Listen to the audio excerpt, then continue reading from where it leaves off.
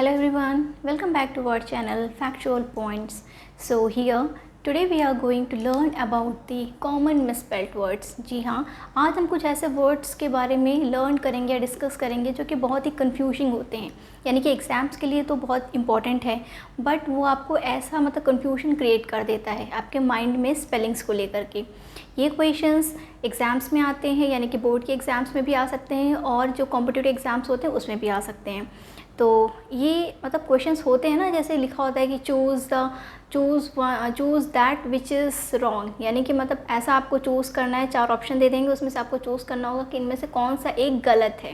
ये कभी कभी होता है कि 3 ऑप्शंस क्या होते हैं गलत होते हैं, उसमें से एक सही होता है, और कभी ऐसा होगा कि 3 सही होंगे और एक ऑप्शन गलत होगा।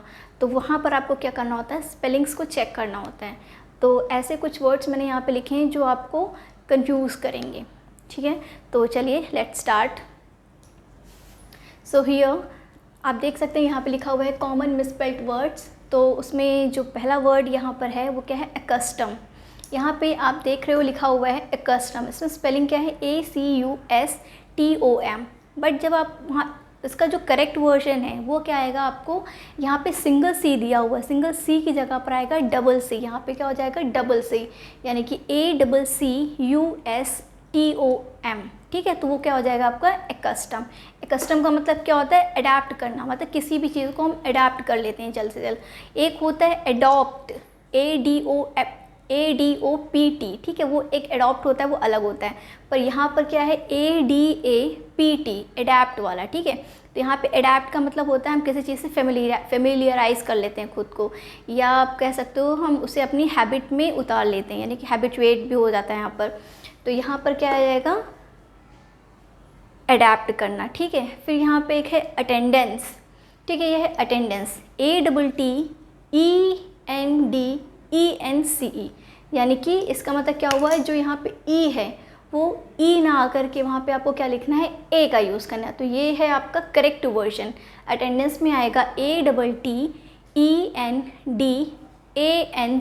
ठीक है, यानी कि ए आपका करेक्ट वर्जन है। तो यहाँ पे ये वाला जो है वो रॉन्ग है, और यहाँ पर ये ए आएगा वो क्या है, आपका करेक्ट वन है। उसके बाद सेम यहाँ पे अटेंडेंट में देखेंगे, अटेंडेंट में भी देखो यहाँ पे ई लिखा हुआ है, ठीक है। तो ये ई क्या है, ये भी आपका गलत हो जाएगा। तो वहाँ पे आपको क्या यूज़ करना है, ए यूज़ करना है। तो ये क्या है, ये आपका राइट वर्जन है, यानी कि ATTENDANT, अटेंडेंट। नेक्स्ट देखते हैं एग्रीगेट। अब इसे प्रोनाउंस यहाँ पे क्या लिखा हुआ है, एग्रीगेट, ठीक है, बट इसका जो करेक्ट प्रोनाउंसिएशन है वो क्या हो जाएगा, एग्रीगेट होता है, यानी कि आपको आर यूज़ नहीं करना है, वहाँ पर आर आएगा ही नहीं, वहाँ पे उसका क्या आ जाएगा वर्ड, एग्रीगेट, यानी कि आपको आर नहीं लिखना है।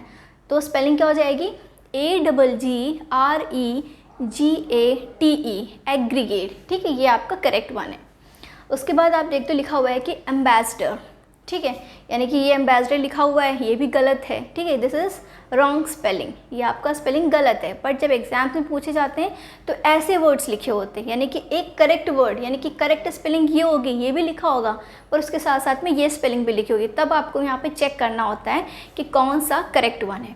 तो यहाँ पर क्या आ जाएगा, AMBASSADOR, ठीक है, यहाँ पे सिंगल लिखा हुआ है, पर यहाँ पे क्या आ जाएगा, डबल एस। तो वो क्या आएगा आपका करेक्ट वन। एम्बेसडर की स्पेलिंग क्या हो जाती है, AMBASSADOR। उसके बाद देखते हो लिखा हुआ है एकोमोडेट। एकोमोडेट में क्या है, ACCOMODATE। तो ये क्या हो जाएगा, ये आपका गलत हो जाएगा। उसका करेक्ट वर्जन क्या हो जाएगा, ACCOMMODATE, यानी कि यहाँ पर आपको क्या यूज़ करना है, डबल एम, यानी कि 2 बार आपको यहाँ पे एम आएगा। उसके बाद है असिस्टेंस, इसमें भी क्या हो जाएगा, ई की जगह पे क्या यूज़ करना है, आपको ए यूज़ करना है, जैसे कि यहाँ पे हम लोगों ने यूज़ किया, यानी कि अटेंडेंस, अटेंडेंट, असिस्टेंस, ठीक है। तो यहाँ पे क्या आएगा, आपका ए आ जाएगा। फिर है बेनिफिशिएंट, ठीक है। तो बेनिफिशिएंट में यहाँ पे जो लिखा वो है बेनिफिशिएंट, ठीक है। यहाँ पे क्या लिखा है, उसका जो प्रोनाउंस करोगे तो ये लिखा हुआ है बेनिफिशिएंट, तभी यहाँ पे सी के बाद आई दिया हुआ है, बट उसका जो करेक्ट प्रोनाउंसिएशन वो क्या है, बेनिफिशिएंट। तो यहाँ पे जो स्पेलिंग होगा BENEFICENT, तो यह है आपका बेनिफिशिएंट। बेनिफिशिएंट नहीं बोलना है आपको, क्या बोलना है, बेनिफिशिएंट। फिर यहाँ पे है बेसीज, तो स्पेलिंग यहाँ पे क्या हुआ है, BESEIGE। तो यहाँ पे क्या है, थोड़ा सा आपको चेंज करना है, यानी कि SEI ना करके वहाँ पे क्या लिखना होगा, IE, तो BESIEGE हो जाएगा बेसीज। फिर है एम्बैरस, तो एम्बैरस में क्या हो जाएगा, EMBARRASS, ठीक है। तो ये आपका रॉन्ग स्पेलिंग है, and here you can see this is the correct one, EMBARRASS, embarrass. Then favourable, FAVORABLE, favourable, तो यहाँ पे क्या आ जाएगा, जो करेक्ट स्पेलिंग होगी वो क्या है, FAVOURABLE, तो वो आ जाएगा आपका करेक्ट वन स्पेलिंग है फेवरेबल, यानी कि यहाँ पे आपको ओ ऐड करना है, ठीक है। उसके बाद नेक्स्ट देखते हो ग्रामर। ग्रामर में क्या है, GRAM यानी कि डबल M, उसके बाद ER लिखा हुआ है। तो आप यहाँ पे देख सकते हो, ये भी प्रोनाउंस करेंगे तो ये भी ग्रामर है और ये भी ग्रामर है, बट जो उसका करेक्ट स्पेलिंग है वो क्या आ जाएगा आपका AR, यानी कि आपको ER नहीं लिखना है, क्या लिखना है वहाँ पर AR। फिर है परसीव। परसीव में क्या है, जैसे कि आपके कुछ वर्ड जैसे परसीव हो गया, रिसीव हो गया, कंसीव हो गया, इसमें क्या जो प्रोनाउंसिएशन आ रहा है सब में सीव करके आ रहा है। तो ऐसे में क्या करना है, सी के बाद में क्या लिखना है आपको, EI, ठीक है, यानी कि परसीव की स्पेलिंग क्या हो जाएगी, PERCEIVE, ठीक है, यानी कि CEI लिखना है आपको, IE नहीं लिखना है, CEI। तो उसमें जैसे रिसीव होगा तो उसका भी ये हो जाएगा RECEIVE, कंसीव में हो जाएगा CONCEIVE, ठीक है। तो यहाँ पे आपको क्या लिखना है, IE ना लिख करके लिखना है EI, ठीक है। उसके बाद लिखा हुआ वीडियो। वीडियो में क्या है, स्पेलिंग जो रॉन्ग स्पेलिंग है वो लिखा हुआ VEDIO, बट उसका जो करेक्ट वर्जन करेक्ट स्पेलिंग है वो क्या आ जाए आपकी VIDEO, वीडियो। उसके बाद है क्यू यानी कि जो लाइन लगी होती है वो, तो उसमें क्या है, क्यू की जो करेक्ट स्पेलिंग है QUEUE, ठीक है, यहाँ पे भी आपको क्या हो जाएगा QUEUE। उसके बाद है फिजिक में क्या है, KE नहीं आएगा, ठीक है, वहाँ पे आपको क्या लिखना है QUE, यानी कि PHYSIQUE,